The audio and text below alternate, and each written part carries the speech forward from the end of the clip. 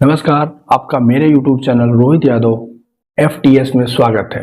तो चलिए आज हम लोग बात करेंगे यहाँ पे बेटियों के बारे में। देखते हैं कि बेटियों का जीवन कितना संघर्ष से भरा होता है। वो कैसे अपने जीवन जीने के लिए उनको कितना स्ट्रगल करना पड़ता है, उनको क्या क्या बातें सुनने को मिलती हैं। बेटियों को ताने तब से सुनने को मिलते हैं जब से वो अपनी माँ के कोख में आती हैं।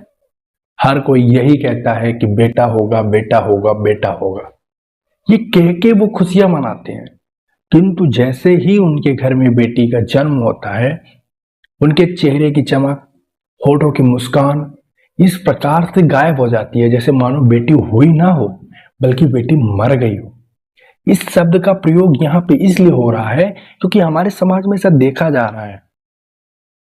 जैसे ही बेटी जन्म लेती है, लोगों की आंखें नीचे हो जाती हैं।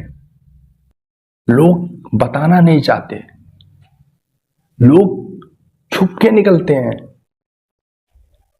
क्या हमारी समाज में क्या बेटियों के लिए कोई भी इज्जत नहीं है? इस प्रकार से आप करते हैं। लोग वीडियो के बारे में क्या क्या नहीं लिखते। लिखते हैं कि बेटी है तो रोशनी है, बेटी है तो चिराग है, लक्ष्मी है, क्या क्या नहीं लिखते। बहुत कुछ लिखते हैं। यहाँ तक कि ये भी कहा जाता है कि बेटी का जन्म वहां होता है जहां पे स्वयं ईश्वर का निवास होता है। वैसे तो लोग फूल माला चढ़ाते हैं, भगवान जी को अपने घर बुलाने की कोशिश करते हैं, लेकिन जैसे ही भगवान ने उनका घर चुन करके उनको बेटी दी, उनको भगवान से भी शिकायत हो जाती है। क्यों हो जाती है? बेटियों का पहला शोषण उनके अपने लोग, उनके माँ बाप के ही द्वारा किया जाता है। उनके जन्म पे ना खुश हो। अक्सर बेटे और बेटियों में भेदभाव किया जाता है। यदि किसी के पास कम पैसे हैं तो सबसे पहले वो बेटों के बारे में सोचेगा, उसे सारी जरूरत की चीजें लाएगा, किंतु बेटी को नहीं लाएगा कहने के बावजूद भी। अगर बेटी कहती भी है तो उससे कहा जाएगा कि बाद में ला देंगे या फिर नहीं लाएंगे, सीधा सीधा बोल दिया जाता है। ठीक इसी प्रकार से शिक्षा के क्षेत्र में भी भेदभाव किया जाता है।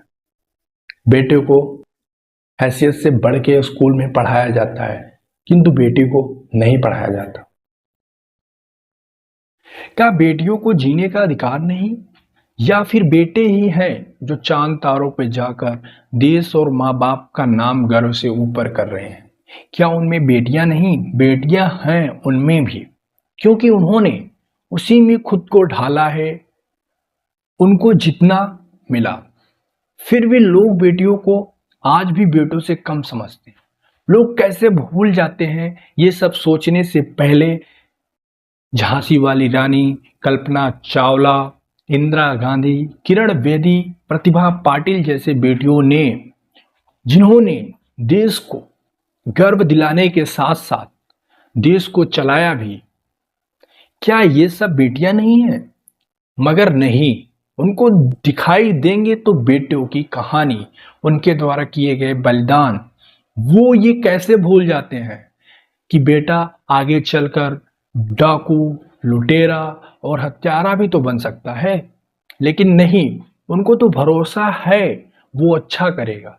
चलिए मान लेते हैं कि वो अच्छा करेगा, लेकिन यही भरोसा बेटियों के साथ क्यों नहीं? उनके साथ भी दिखाइए भरोसा। क्यों कम करते हैं भरोसा? क्यों? इसका जवाब भी चाहिए बेटियों को, और इसमें बदलाव भी चाहिए बेटियों को।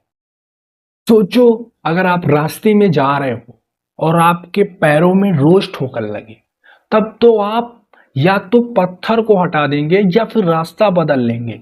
बोलो ऐसा ही करते हो ना? किंतु रोज रास्तों में बेटियों को किसी न किसी के द्वारा कुछ न कुछ कहा जाता है, और वो बेचारी कुछ कहे बिना उसी रास्ते से जाती है। सोचो उसे कितना दर्द होता होगा। अगर कुछ कह दे तो उसकी पढ़ाई और तरक्की में बाधा आ जाएगी। सरकार नियम बनाएगी बेटी पढ़ाओ बेटी बचाओ, वो ऐसा नियम क्यों नहीं बनाती कि बेटी को परेशान करने वालों को एकदम से हटाओ? ये भी तो एक प्रकार का नारा लाया जा सकता है। सरकार ऐसा क्यों नहीं करती कि यदि कोई बेटी है वो पढ़े लिखे, यदि नहीं पढ़ रही है तो क्यों नहीं पढ़ रही है, समस्या क्या है, उसके घर जाकर पूछे और उस समस्या का समाधान करे। बहुत से महान भाव ये भी सोच रहे होंगे कि यदि समस्या है तो खुद जाए। आपकी बात भी सही है, लेकिन क्या आप ले जाओगे उसको ऐसी जगह जहां पे उसकी समस्या का हल मिल जाए?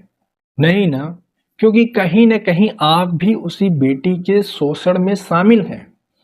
चलिए मान लेते हैं आप अच्छे हैं, तो आप कहाँ तक बेटी के साथ खड़े हैं?